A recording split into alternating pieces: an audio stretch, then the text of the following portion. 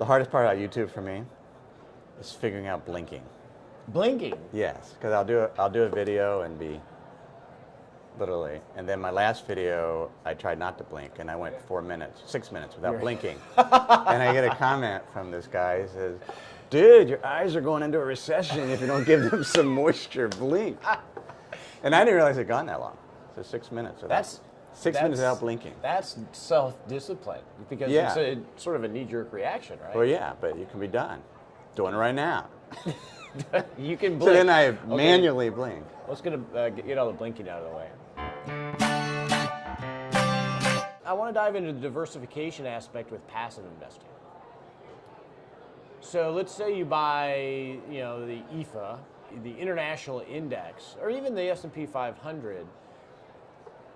It's, in my mind, I think there's a disconnect as to why passive investing is good. I think passive investing is primarily beneficial because of the cost structure, right?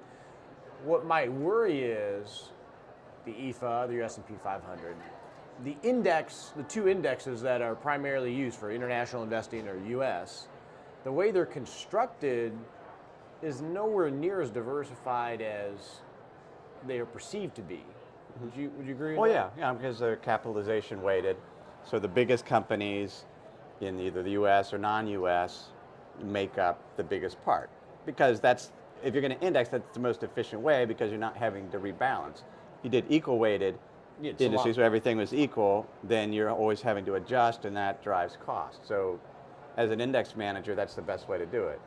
Now, there's ways to, it also leads to concentration. Yeah, is that a business efficiency decision for? It's not so much a bit. I mean, that's just from a trading perspective, because that's the market. I mean, the market is made up of all investors, and if all investors have valued a company a certain way, that Apple's the biggest company in the world, then that's just what the market is. And so if you're trying to replicate the market, it should be capitalization weighted.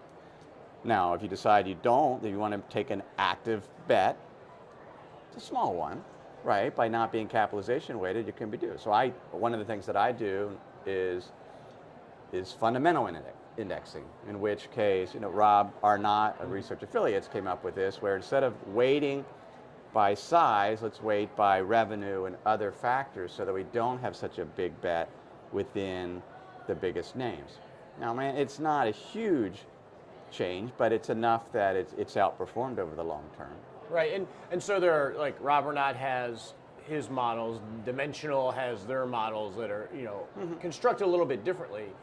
And what's interesting is, performance-wise, I mean, Rob Arnott has done some backstage, but I look at Dimensional performance-wise, there's not a significant amount of difference in performance, but they are more diversified.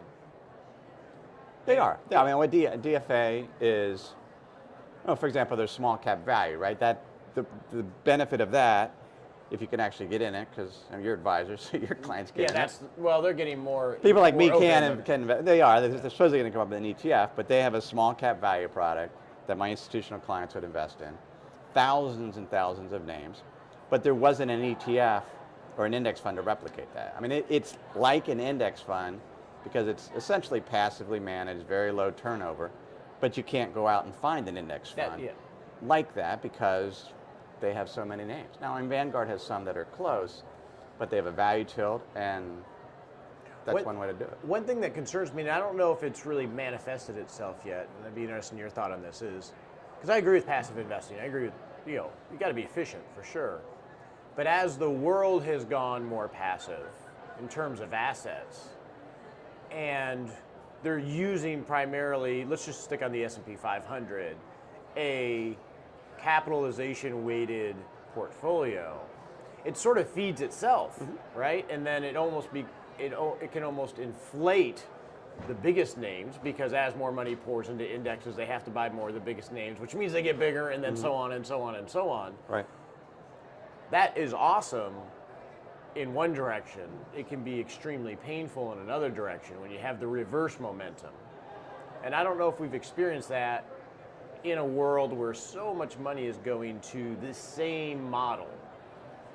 No, we haven't, and that's why the next downturn, whenever that happens, the global recession, then it'll be interesting to see what happens, particularly with the exchange traded funds. They're huge, upwards, I believe, of the U.S. market. I think I saw a statistic, it's 40% index right now.